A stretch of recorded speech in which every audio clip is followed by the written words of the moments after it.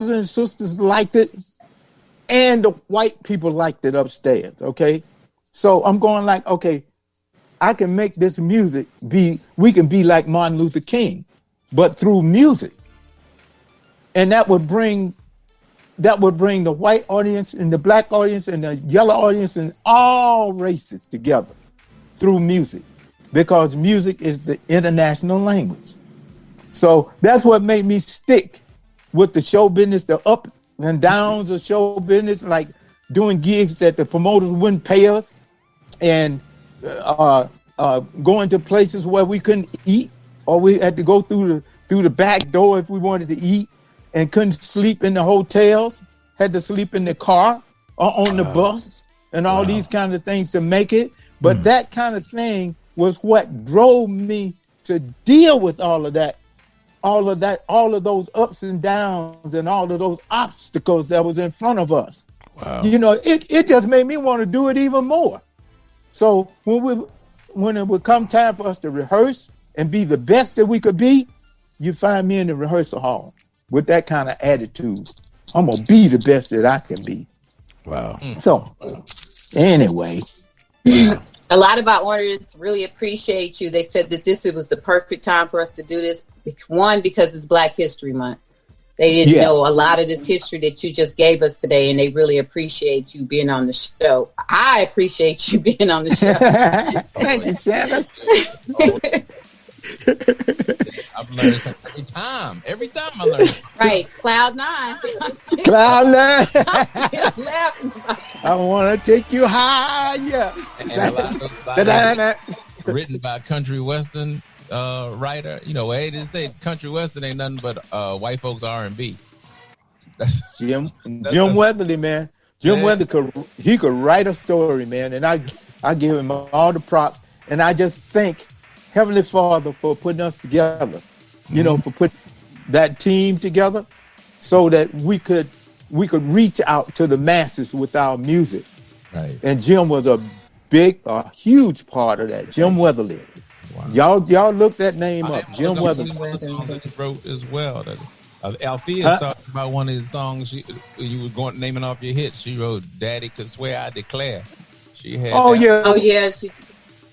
Yeah, we wrote Daddy Could Swear, because that was about my dad. So how many songs did you guys write? Oh my gosh, Shannon. We don't get a lot of credit for a lot of them. I know one song you had in for sure, that On and On. Yeah, On and On. I wrote the. Yeah, go ahead, Sinbad. I wrote the bridge. I wrote the bridge for On and On, but you're not going to see my name on the record, Shannon. That's all. Because I didn't get the credit, because Curtis Mayfield's manager wanted to give me $100 to shut up, and I wouldn't do it. Really? All right. Yeah. $100 to shut up. What did he say? He wanted to give me $100 because Curtis liked that, because he didn't have that bridge. When we went to the hotel that night, Curtis didn't have that bridge, Shannon. Mm-hmm. And so he just had On and On, and bet your life I'll be a better woman, you see. Oh, because it proved out to be. You build me up so much arrested, and then he had a space in there that had a bridge that he didn't have anything for. And he said, "Okay, cats." That's how Curtis used to talk. "Okay, cats. Yeah, when y'all go back to the hotel tonight, see if y'all can come up with something to fit right here in this little spot right here, okay?" And so when I went back to the hotel, I said, "I like this." I said, so good I feel, 'cause the love for real, having tons of fun since the love's begun, hugging and loving on and on. Getting with the kiss and on, chills I feel whenever you're near, sticking like glue, keep loving you, on and on, bam, bam, bam, bam, bam, Talking about on and on. Okay, and I wrote that.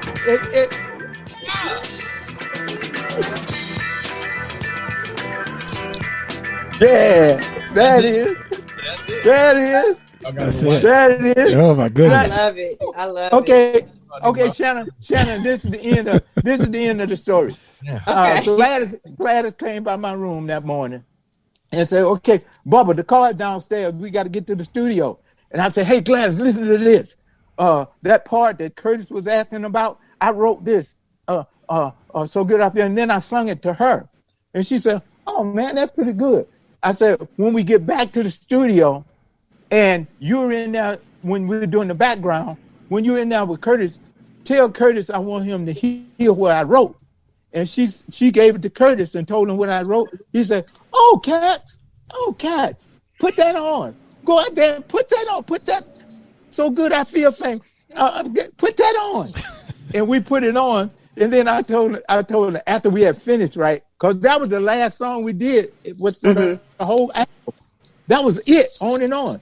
And we had the whole album. Then we were getting ready to leave town. So I told my representative who was with us, I said, "Go tell Curtis that I want credit for that bridge that I just wrote. Now you tell him I want credit." So Curtis said, "Okay." But when it came down to his managers, all right, hello, his managers and their people said, "Give Bubba $100 and tell him." I said that's an insult. $100. Wasn't that in a soundtrack of a movie? Wasn't that in a movie? Yeah, Okay. Claudine with James Earl Jones and Diane Carroll. I didn't watch it. I just heard about it. You better watch that. You better watch that movie. I'm gonna What stop the playing. hell's wrong with you? Hey, Shannon. What the hell's wrong with her? Shannon, that was the soundtrack. That was the soundtrack to Claudine, the movie with Okay. James Earl Jones and Diane Carroll. Yeah, Shannon. yeah. And now you know what? Now let me tell you, to your listeners, okay, to your listeners who's listening to this, I got so insulted about them offering me $100 because that's what they used to do to black artists back in the day. That's right. All right, they'll buy songs, they'll give you $50 and say go away. Wow. And I was so insulted, and they thought that was a lot of money. I mean, the white boys did. They were going like, "Yeah, give Bob $100 and tell him to go sit down." Now, and I was so insulted. I said, "Y'all keep that $100, and you know what you can do with it." But that was wrong, and that was wrong. Right. I shouldn't have done that. I should have stuck to no. I want my credit, and I want my publishing, and I want my writers' royalties, and I want all of that. But see, I messed up. I let that temper get in the way of me making a good business decision. Y'all feel me? Gotcha. So your listeners, I want y'all to think about if it's a business situation where you're writing songs and you're publishing these songs, don't give away your writers, don't give away your publishing. Keep it and go and join ASCAP or BMI, some of these Song Trust and all those groups and get your money, get paid. And I do have a correction. You have over 50 hits. What? Over 50. It's not 35. It's over 50. Oh, what that mean? Oh, okay, good.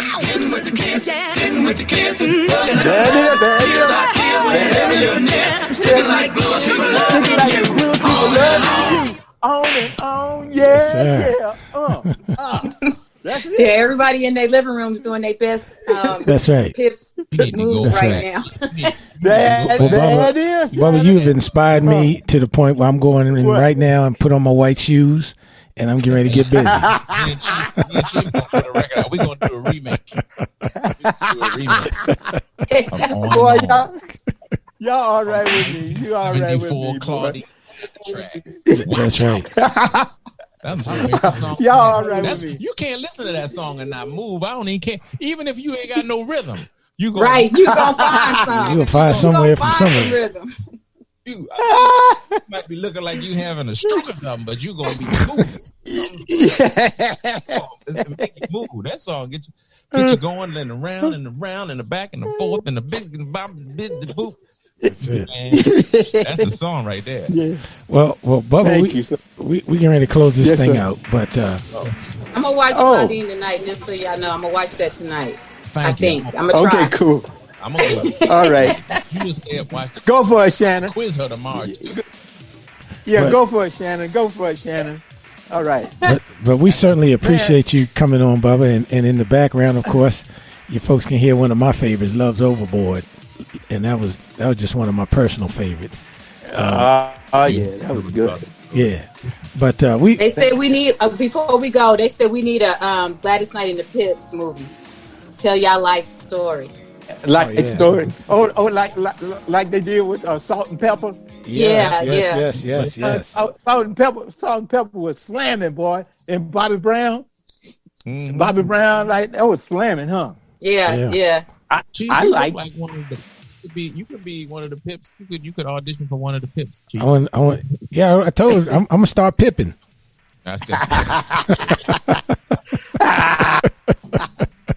Hey, we look like the Pips. Look at Shannon down there being my little sister Gladys. And Mike and Finbad and me. Yeah.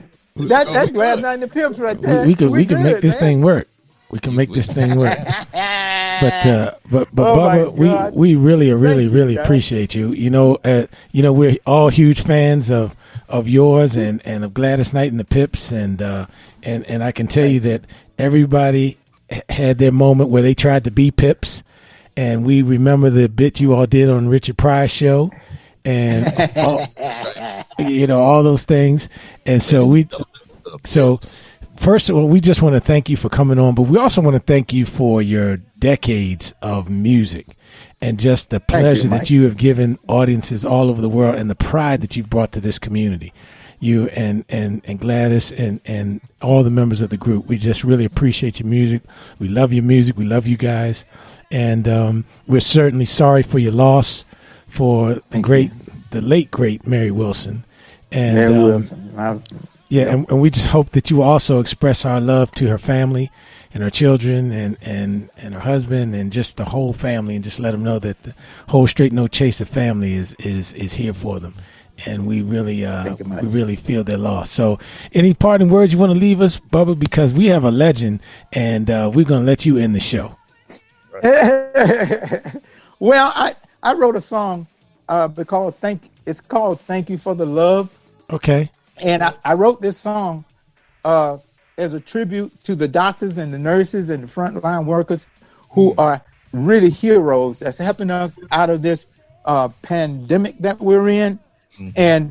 And they're braving those hospitals and things like that, man. And they should, I don't know. I felt like I wanted to write this song for them and have it out where down through history, they could play this song and remember this era that we went through and who the real heroes are. Those doctors, those nurses, those frontline workers, man, and those people and the people who are inventing the vaccines and things like that. And I understand there was some African-American scientists that were involved in this whole this vaccine thing. So thank you for the love. And it was and I wrote the song, but Rachel Oliver Carbon, man, put the emotion and the spirit on this song just like I was feeling it when I was in my laundry room, and the spirit made me write it. Wow. And Rachel she put the emotions and everything on it. And Joe Piggy, my arranger, Joe's a Piggy. That's my team. My team. I know Joe. Mm-hmm. Yeah, Joe Piggy, man, that's my buddy. I love him. And shout out to Mountaintop. Yep, Mountaintop. There you go. And as a matter of fact, yeah, that's where Rachel goes to church. Mm. And anyway, to my team and everybody, we're called the Pipco Music Family. All right, the Pipco Music Family, and we're working on having a record label right now. And just look out for some of the things that we're going to be putting out. But Rachel did an excellent job. And I hope you guys will go out and download it. Thank You for the Love by the Pipco Music Family. Yeah. Good folks, y'all. Thank you so much. Thank you guys for inviting me. I appreciate it. Thanks for being here. We appreciate you. Absolutely. And all the history you done gave us tonight. Absolutely. Absolutely. All right. Yes, sir. Thin Bad, you want to take us out, sir? All right, everybody. This was